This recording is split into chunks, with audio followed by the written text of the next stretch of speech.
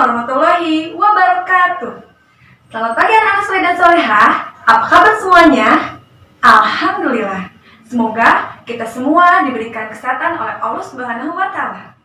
Anak-anak, hari ini kita akan belajar tematik tema 1, subtema 1, pembelajaran 1, 2, dan 3. Sebelum kita mulai pelajaran hari ini, marilah kita bersama-sama membaca basmalah. Bismillahirrahmanirrahim. Anak-anak, coba kalian perhatikan gambar berikut. Peta negara manakah ini? Iya, benar. Peta negara Indonesia. Dari peta ini, kita dapat lihat dari Sabang sampai Merauke terdapat banyak pulau. Mari bersama-sama kita menyanyikan lagu dari Sabang sampai Merauke.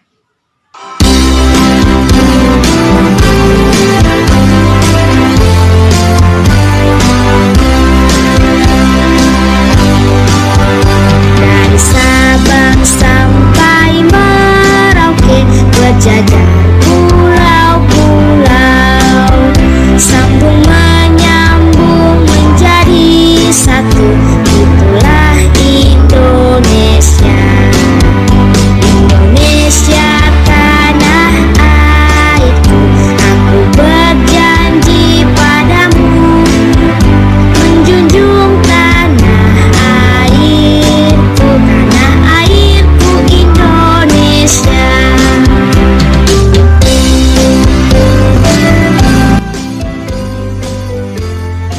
Dari lagu tersebut, kita dapat mengetahui bahwa di negara kita terdapat banyak pulau yang tersebar dari Sabang sampai Merauke.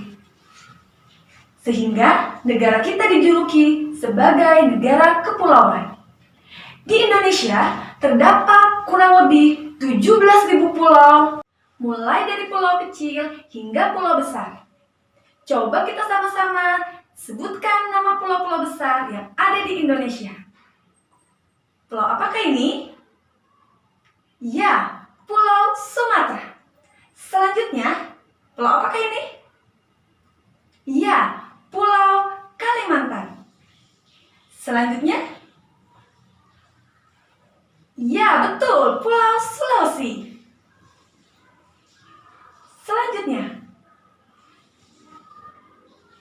pulau apa ini? Pulau yang kita tempati? Ya, Pulau Jawa. Dan yang terakhir, pulau apa ini? Ya, Pulau Papua. Keragaman apa saja yang ada di Indonesia?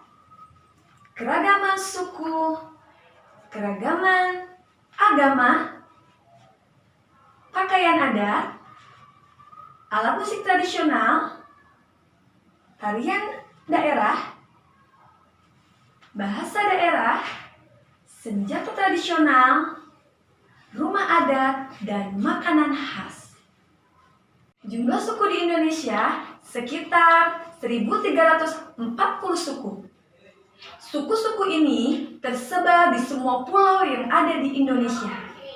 Suku Sunda ada di Jawa Barat, suku Madura di Jawa Timur, suku Betawi di DKI Jakarta, suku Baduy di Banten, suku Batak di Sumatera Utara, suku Minangkabau di Sumatera Barat, dan masih banyak lagi suku-suku lainnya di Indonesia.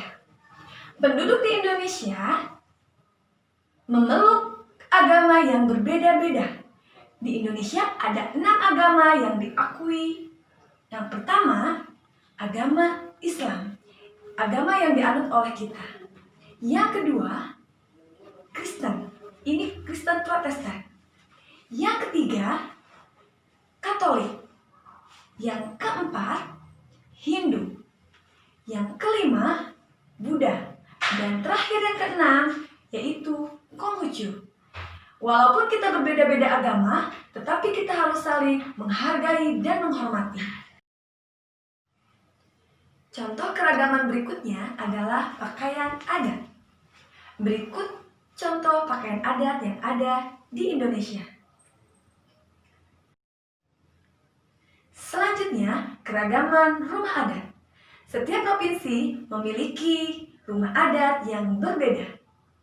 Contoh rumah adat dari Sumatera Utara, Jawa Barat, Papua, Sumatera Barat, Kalimantan Timur, Jawa Tengah, dan NTT. Alat musik tradisional juga merupakan keragaman budaya di Indonesia. Contohnya ada suling, sasando, tipa, dan gamelan. Alat musik ini dimainkan dengan cara yang berbeda. Misalnya, suling dengan cara ditiup. Saat suling ditiup, akan menghasilkan bunyi. Alat musik tradisional merupakan contoh sumber bunyi. Apakah sumber bunyi itu? Sumber bunyi adalah semua benda yang bergetar dan menghasilkan bunyi. Contoh lain dari sumber bunyi adalah pita suara manusia. Saat kita berbicara, pita suara kita bergetar dan akan menghasilkan suara. Selanjutnya, keragaman tarian tradisional. Kalian ingin tahu tarian tradisional apa saja yang ada di Indonesia? Perhatikan gambar berikut ini. Ada tari jaipong, tari serimpi, tari piring, tari bungong jempa, dan tari kecak. Nah, di sini ada tari bungong jempa yang berasal dari Aceh. Tarian ini dapat ditarikan dengan dua gaya. Pertama, dengan gaya berdiri. Kedua, dengan gaya duduk. Nah, dalam gambar ini, tarian bungong jempa ditarikan dalam gaya duduk. Anak-anak, coba kalian perhatikan teks berikut ini. Teks ini terdiri dari satu paragraf. Dalam setiap paragraf terdiri dari gagasan pokok dan gagasan pendukung. Apa itu gagasan pokok? Gagasan pokok adalah ide pokok atau ide utama yang terdapat dalam sebuah paragraf. Sedangkan gagasan pendukung adalah penjelasan-penjelasan yang mendukung gagasan pokok dalam sebuah paragraf. Gagasan pokok biasanya terletak di awal atau di akhir paragraf. Dapatkah kalian menemukan gagasan pokok dan gagasan pendukung pada teks ini? Pada teks ini, gagasan pokok ada di awal paragraf. Inilah gagasan pokoknya dan selanjutnya adalah gagasan pendukung.